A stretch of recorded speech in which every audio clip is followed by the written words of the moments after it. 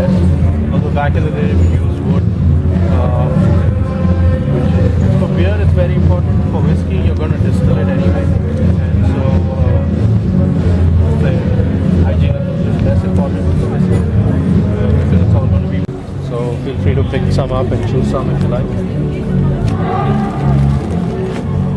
This one is a very interesting malt. It's called Crystal Malt. And during the same process of malting,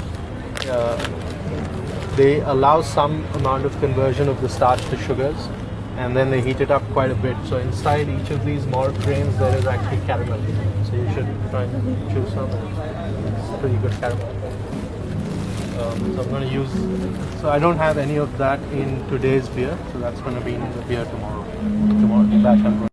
This is roasted barley. It hasn't been malted. So this is a lot of. It's going to take as long tomorrow, and there's going to be no beer tomorrow. so you're coming back for that tomorrow.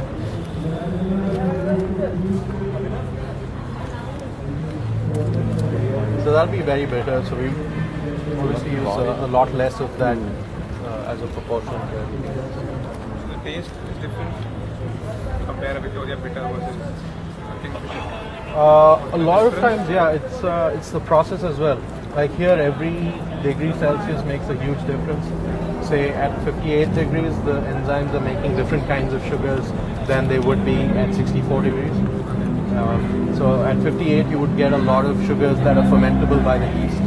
At 64 or 66, you get a lot of sugars that carry on as residual sugars and give sweetness to the beer.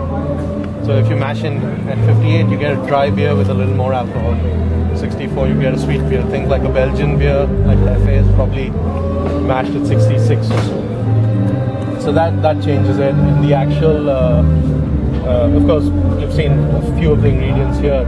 So back at the brewery where I work, I have about 17 different malts to play with. And so a typical beer that I brew has between 2 to sometimes 6 different malts that go in. So aromas. And I've marked out the bittering units on each of them. So this is 6.5. I also have, that one is much higher. So they all have different aromas. A lot of beer styles are to do with tradition as well. So traditionally, in Germany, they've obviously been using hops and barley varieties. It's essentially the same. I mean, there's no process difference between draft or not. I mean, draft is just a dispense type. But usually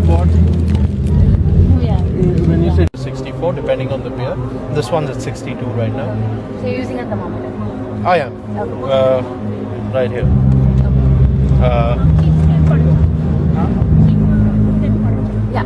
Yeah, it keeps it warm. It's just a basic thermal flask. No, this one is about 62 right now. So different beers, that's a part of the recipe. You need to get the right temperature for depending on the beer. And so this one is at 62. And what happens during that process is the enzymes that are in the barley malt convert the starch into sugar. And so that takes 1 hour. And so we're kind of in the middle of that hour right now, so there's nothing to be done. At the end of that hour, I will begin to draw out some from here, and then start to boil it. What's that bit called? Wort. Wort. It's called wort. Okay. W-O-R. How long time? 1 hour. Keep it 1 hour. 1 hour. After this 1 hour, then the liquid, after it all is drained out, then it's boiled for about 60 to 80 minutes. After that, and that's when the hops are added. And if you add hops early in the boil and boil for a long time, you get a lot of bitterness, but most of the aroma is lost, and vice versa. You can't stick that back yet. I'm in the process of making it right now. Yeah. So today, let me just. So that's what it looks like as it's So soaking. it's very densely populated with water. There's not a lot of water in there. It's actually floating on the water. Oh, it is. Okay. So there's more of a. It's kind of like a filter bed, Yeah. and it's more liquidy At the further bottom. down. Yeah. So at the brewery, all this is happening in big tanks, Yeah. right? So I mean, a lot of this is not physically. Yeah. You have pumps and things. Makes sense.